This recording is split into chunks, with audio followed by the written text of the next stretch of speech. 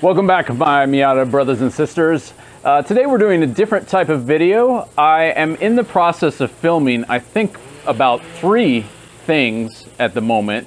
And basically I kind of maneuver around and try to get things to work as I have time. But what I wanted to do was not delay anything and just roll out some of the shorter ones. And so I've come up with a new idea for a new sort of series called, well, actually I haven't decided what to call it, like Miata mods and hacks, Miata hacks, Miata quick hacks, Miata quick mods and hacks. That's the one. Send it. Miata quick mods and hacks. Jazzy. So in our first episode of Miata quick mods and hacks, we are going to be classing up the glove box from an earlier Miata dashboard. And this is the glove box out of my 93 Miata dashboard, the NA6 dashboard, which I'm swapping in to my NA8 right here. Those are 90 through 93. This is a 94. And so they work fine in all the different years. They can bolt right up. But this one has a few problems. It's a little cheap feeling compared to the one that came out of it, which is quite nice, really.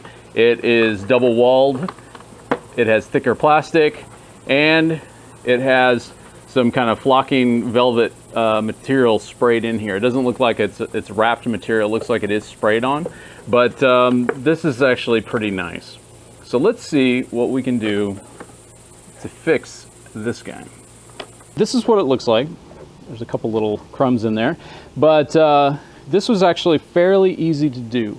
And so what I used was some of this felt lining material, and this is pretty thin.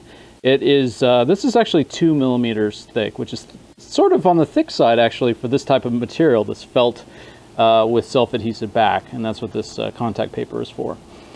And I'll leave a link to this in particular because this product itself was very forgiving. So I don't know if they're all created equal. I'm not an expert in this type of material, never used it before, but this one in particular worked very well.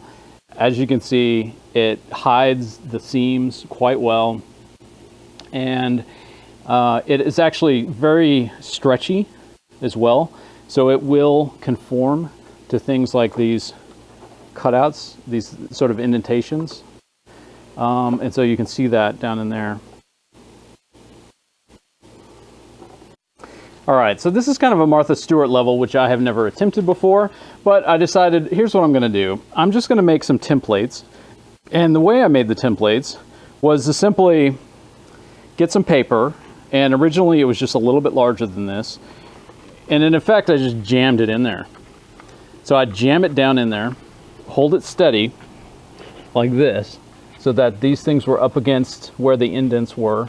And then I just kind of went around and pressed really hard with my fingernail so that it made kind of a line of where the indentation was. And then making sure not to move it, do the same thing down the edge and the same thing down the edge here. And so what that did was give me kind of a line to cut out, and just made a kind of haphazard cut here because this part doesn't really matter. We're going to cut that as we go anyway. We're not going to make a template for this middle part. And did the same thing on the other edge as well. And so this applied up on this top part and sort of jam that in there to make it match, and then cut out that template. And then one more, which we can reuse for both sides. Kind of a little sort of triangle, but trapezoidal thing for the edges. So once we had that, just cut out our templates, no problem. And then once we're ready to apply them, we would take the felt template. What I would do is peel off the back of this paper, but only like about 1 centimeter or so. And then I would take that and, starting from the back, press it into place exactly where it needed to be, because this stuff is very sticky. Press it into place where it goes, and then reach underneath like this and pull back on the adhesive. So pull it back a little bit, like 1 or 2 inches, press again, pull it back, and then pull it all the way out. Now for this part, of course, you cut a little bit of a circle to go around the latching mechanisms. There's some plastic risers that these screws here bolt into. And so you just have to kind of cut as you go, and then make sure that everything continues to line up as you pull it back, pull back the contact paper on both of the edges. And then you'll be all set with this bottom part. Do the same action on the sides. I actually did the top and bottom first and then did the sides to kind of cover up the edges. And I should mention that that was with this whole latching mechanism unbolted from the thing. So this is flat, makes it a lot easier. Now for this section, with it unbolted,